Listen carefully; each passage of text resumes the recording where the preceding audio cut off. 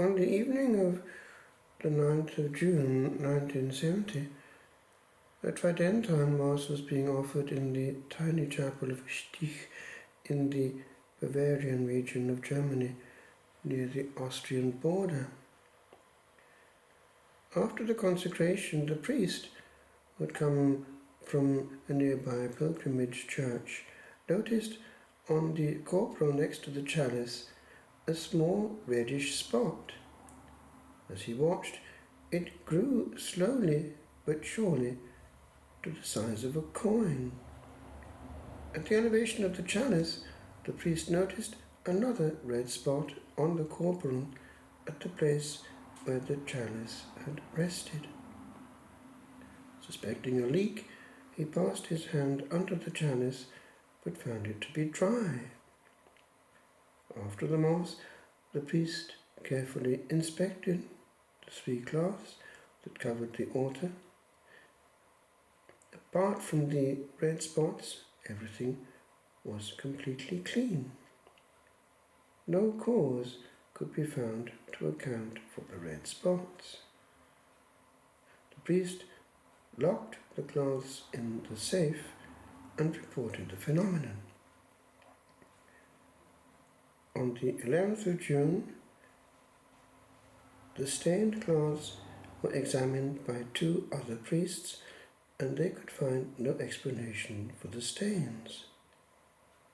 After having been photographed, the cloths were sent to Sister Martha Brunner at the Chemical Laboratory in the Polyclinical Institute of the University of Zurich. In her letter detailing the results of the tests and signed by those who had conducted them, she stated that 4 different persons had been asked to conduct separate tests without being told what had happened at the altar. The 4 were simply asked to ascertain whether the stains were caused by blood, or by wine, or by any other substance. All 4 were unanimous in reporting that the red spots were human blood stains. In addition, the director of the laboratory asserted that, in his professional opinion, the blood was certainly that of a man in death agony. On the 11th of July, at the 8 o'clock Mass, offered according to the Tridentine Missal and in the same chapel, the mystery reoccurred. Note the exact coincidence of this date with the 400th anniversary of the issue of Pope St. Pius V's bull Quo Primum on the 11th of July 1570, the bull which set the Tridentine Mass as the Mass of all time, namely the Mass being offered when the red stains appeared. Beforehand, the celebrant carefully inspected the cloths on the altar and found them to be totally clean. Shortly after the consecration, red spots appeared on the corporal. The priest signalled to the sacristan, who was present in the sanctuary, to approach the altar. While the sacristan stared in bewilderment at the red spots, the priest distributed Holy Communion. The congregation had become aware that something strange was taking place. At the end of Mass, the priest allowed them to approach the altar to see the stains for themselves.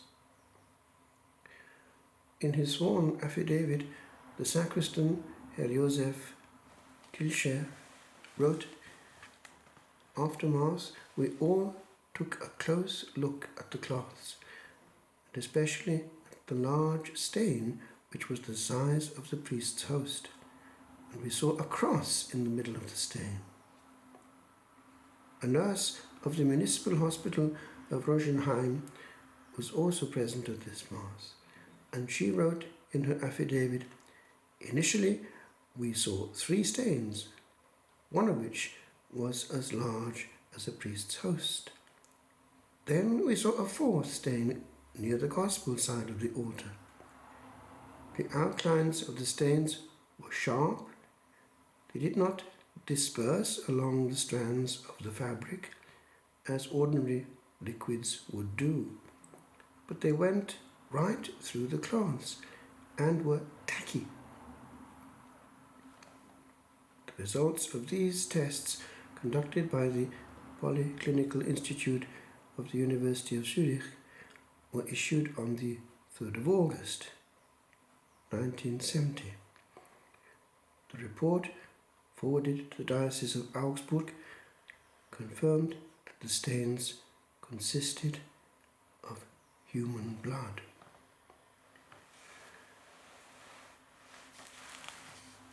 That is interesting, and we do well to pause on this feast of Pius V on the mystery that we hold in our hand and the history that has gone before us.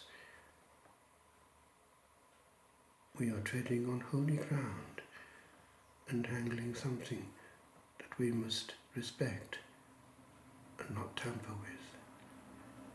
God one day will judge very severely those of us who handle him glibly.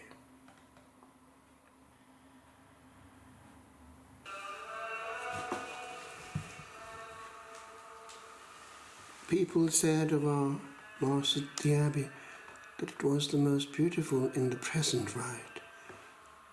We had maintained the old in the new. The fairest Mass on earth. O beauty, doubly blessed, where rests the King upon array his own.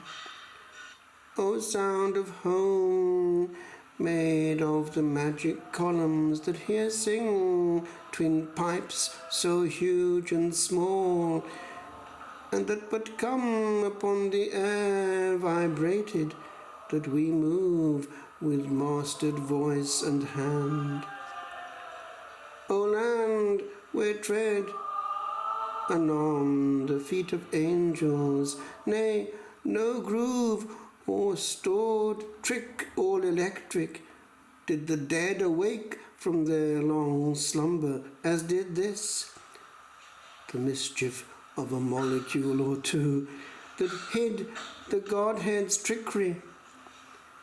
This the bliss contained, where is retained what once we knew, ere we came to be, for we were there, within the Master's thinking on the fair